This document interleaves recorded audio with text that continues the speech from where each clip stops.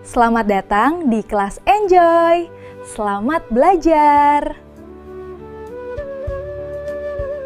Pernah nggak sih kalian baca sesuatu, terus kayak berasa langsung ada di tempat itu? Nah, hari ini kita bakal bongkar rahasianya. Kita akan ngomongin soal kekuatan teks deskripsi, dan gimana caranya kata-kata itu bisa ibaratnya melukis sebuah dunia utuh di pikiran kita. Yap, kemampuan buat bikin kamu merasakan dunia lain cuma modal kata-kata. Inilah inti pembahasan kita. Ini bukan sulap, bukan sihir ya. Ini tuh seni. Seni menulis deskriptif yang benar-benar kuat. Oke, ini dia peta perjalanan kita hari ini. Kita mulai dari dasarnya dulu, apa itu teks deskripsi? Terus kita bedah elemen-elemen pentingnya. Habis itu, yang seru nih, kita bakal jadi detektif, kita lihat contoh nyatanya. Dan terakhir, kita simpulkan, kenapa sih ini semua penting?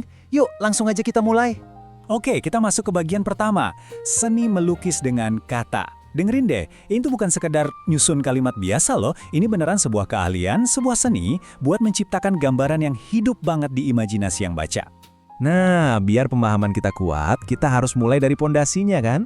Jadi pertanyaannya, apa sih sebenarnya definisi resmi dari teks deskripsi itu? Kalau menurut Kamus Besar Bahasa Indonesia alias KBBI, kata kuncinya ada 3. Jelas, terperinci, dan ini yang paling penting nih, merangsang panca indera. Jadi tujuannya itu supaya kita seolah-olah bisa mengalami langsung apa yang lagi kita baca. Atau gampangnya gini deh, tujuannya itu kuat banget. Teks deskripsi itu pengennya narik kamu keluar dari dunia kamu sekarang dan langsung nyemplung ke dalam dunia yang lagi diceritain sama si penulis. Terus, gimana caranya penulis bisa ngelakuin itu? Nah, mereka punya peralatan khusus, atau kita sebut aja elemen-elemen kunci. Yuk kita intip apa aja sih bahan-bahan buat ngebangun teks deskripsi yang efektif? Jadi, apa aja ciri-cirinya? Anggap aja ini checklistnya ya. Pertama, dia harus ngegambarin satu objek yang spesifik. Kedua, dia harus ngelibatin panca indera kita, jadi kita seolah-olah bisa ngeliat, ngedenger, atau ngerasain. Ketiga, dia juga ngasih tahu ciri-ciri fisiknya, kayak ukuran, bentuk, sama warna. Terus penjelasannya itu detail banget, dan banyak pakai kata sifat. Kalau semua ini ada, wah hampir pasti itu teks deskripsi. Oke, teori-teori tadi penting ya, tapi jujur aja, lihat langsung praktiknya pasti jauh lebih seru kan? Nah, sekarang kita pindah gigi nih, dari konsep ke contoh yang beneran ada. Dan untuk studi kasus kita, ini keren banget.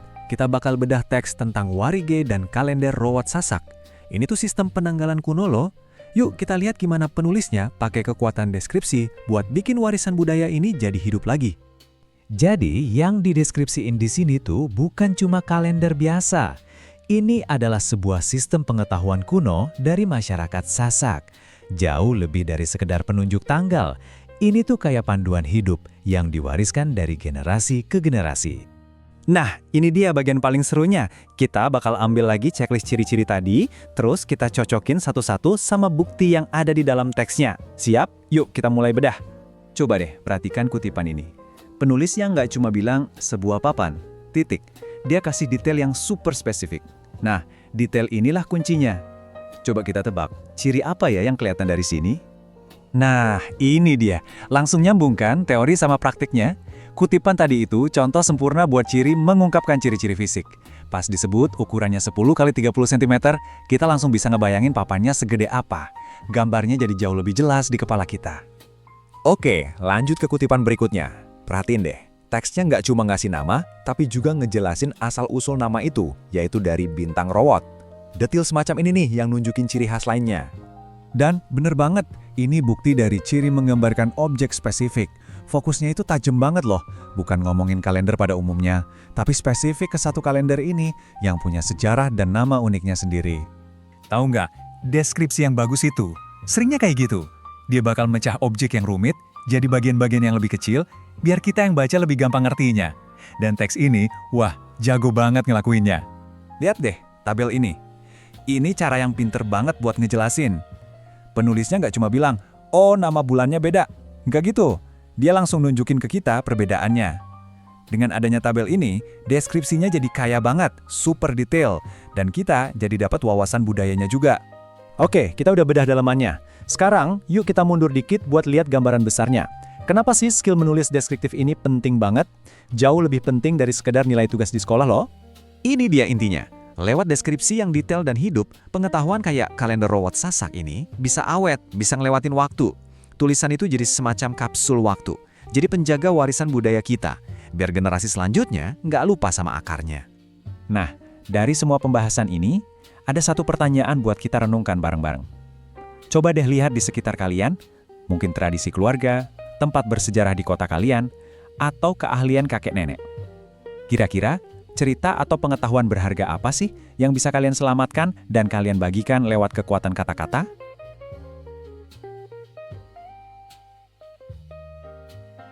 Mari kita uji pemahaman kita hari ini. Aturan latihan soal online. 1. Silakan siapkan alat tulis dan lembar jawaban mandiri sebelum memulai video. 2. Simak setiap soal dengan teliti dan tuliskan jawaban Anda pada lembar tersebut. 3. Setelah sesi pembahasan selesai, hitunglah total jawaban yang tepat. 4. Wajib menuliskan skor akhir, jumlah benar, jumlah salah, di kolom komentar sebagai bukti partisipasi dan bahan evaluasi. 5. Setiap satu soal dikerjakan dalam waktu 40 detik. Gunakan waktu sebaik mungkin. Selamat mengerjakan.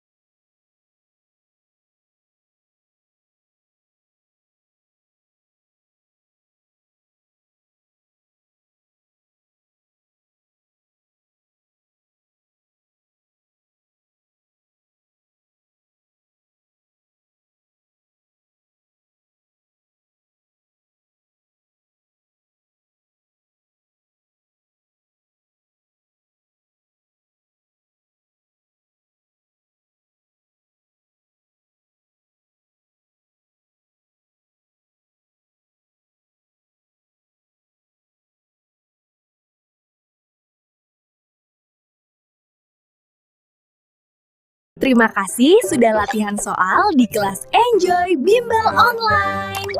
Jangan lupa subscribe channel ini.